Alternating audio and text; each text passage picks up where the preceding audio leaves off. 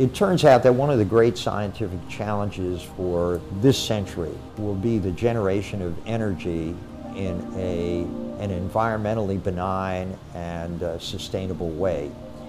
And this means really that it has to be from the sun. I've been working in this area for close to 2 decades, and there are different parts of the interest that I have. One is, of course, on compounds that will absorb light. So a quantum dot, or a semiconductor nanocrystal, is a tiny chunk of semiconductor material. They're important because they have properties of large materials.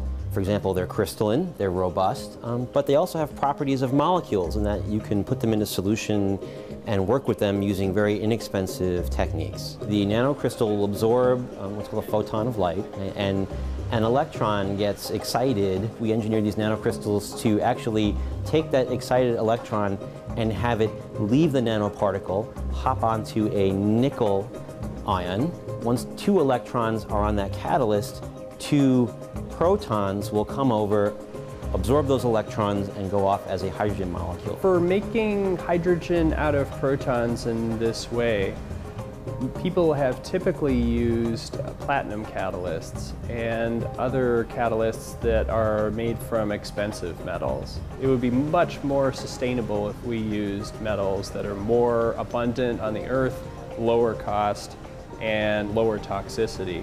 Often those metals are ones like iron and cobalt and nickel. Between Pat's knowledge of generating inexpensive catalysts and Rich's knowledge of the energy, and then our knowledge of the nanocrystals, it formed a really nice synergistic team to put all the pieces together to make kind of this catalyst using a robust light harvester, which is inexpensive. The work that we have right now using the quantum dots, these give us unprecedented levels of activity.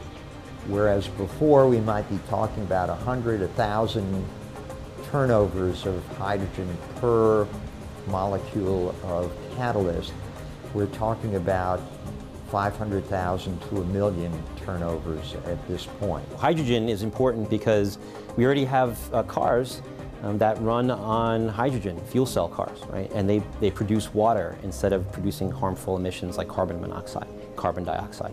So really, from the point of view of having something which is sustainable for millions of years, we have sunlight which is sustainable, water which is sustainable, and hydrogen which you can burn in a clean way. This definitely adds to the promise of creating a new system for hydrogen production.